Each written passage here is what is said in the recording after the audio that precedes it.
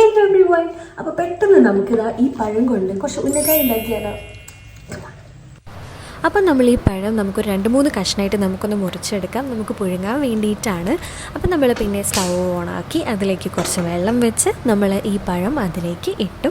എന്നിട്ട് കുറച്ച് ഉപ്പും കൂടി ഇട്ട് ഒരു ഫ്ലേവർ, ഒരു നല്ല ടേസ്റ്റ് കിട്ടാൻ വേണ്ടിയിട്ട്. ഇനിയുള്ളൊരു ടാസ്ക് തേങ്ങയായിരുന്നു. തേങ്ങ വീട്ടിൽ പൊട്ടിച്ചതുണ്ടായിരുന്നില്ല, പൊളിച്ച് വെച്ചിട്ടുണ്ടായിരുന്നു. പക്ഷേ ഇത് പൊട്ടിക്കാൻ എനിക്ക് അറിയില്ല, വീട്ടിലാരും ഇല്ലാത്തതുകൊണ്ട് തന്നെ ഇത് പൊട്ടിക്കാൻ ഞാൻ കുറച്ച് കഷ്ടപ്പെട്ടു. എനിക്കിതിൻ്റെ ഒരു ഐഡിയ ഇല്ല, ഇതുവരെ ചെയ്തിട്ടില്ല. അപ്പോൾ അവസാനം ഇതാ ഈ രീതിയിലാണ് പൊളിഞ്ഞ് വന്നത്. മുകളിലത്തെ ചിരട്ടയുടെ ഭാഗമൊക്കെ പൊട്ടിപ്പോയി, നമുക്ക് ചിരകാൻ പറ്റാത്ത രീതിയിലായിരുന്നു കിട്ടിയത്.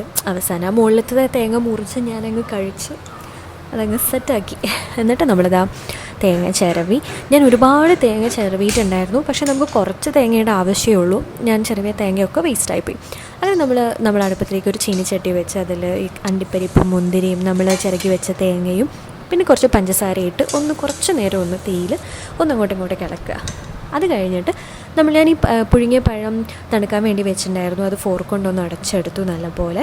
അതിനുശേഷം കൈ കൊണ്ടും നല്ലപോലെ ഞാൻ കുഴച്ചെടുത്തു, നമുക്കിങ്ങനെ ഉരുട്ടി ഇതാക്കാൻ വേണ്ടിയിട്ടാണ്. അങ്ങനെ അതിനുശേഷം ഇത് ഓരോ ഉരുളകളായിട്ട് ഇങ്ങനെ ഉരുട്ടിയെടുത്തിട്ട് അതിൽ ചെറിയൊരു കുഴി ഉണ്ടാക്കി നമ്മളുണ്ടാക്കിയ ഫില്ലിങ്സ് അതിലേക്ക് നിറച്ച് കൊടുക്കുകയാണ് ചെയ്യുന്നത്. ഇങ്ങനെയൊക്കെയാണ് ചെയ്യാൻ തോന്നുന്നു. ഞാൻ ഇങ്ങനെയൊക്കെയാണ് ഉണ്ടാക്കിയത്, ഞാൻ വീഡിയോസൊന്നും കണ്ടിട്ടില്ല. എനിക്കൊരു ഫ്രണ്ട് പറഞ്ഞു തന്ന രീതിയിൽ ഞാനങ്ങ് ഉണ്ടാക്കിയതാണ്. വളരെ പെട്ടെന്ന് ഉണ്ടാക്കാൻ പറ്റിയിട്ട് ഉന്നക്കായ എനിക്ക് ഭയങ്കര ഇഷ്ടമാണ്. അപ്പം നമ്മളിതാ ഇത്രയും ഉന്നക്കായാണ് ഉണ്ടാക്കാൻ പോകുന്നത്. അപ്പോൾ ചൂട് വെളിച്ചെണ്ണയിലേക്ക് നമ്മളിതാ ഇങ്ങനെ ഉന്നക്കായ ഇട്ട് കൊടുത്തു. അപ്പോൾ അതിങ്ങനെ മുരിഞ്ഞ് വരുന്നുണ്ടായിരുന്നു. ഉന്നക്കായ എപ്പോഴും ഓൾ ടൈം ഫേവറേറ്റ് ആയിട്ടുള്ളൊരു സ്നാക്കാണ്.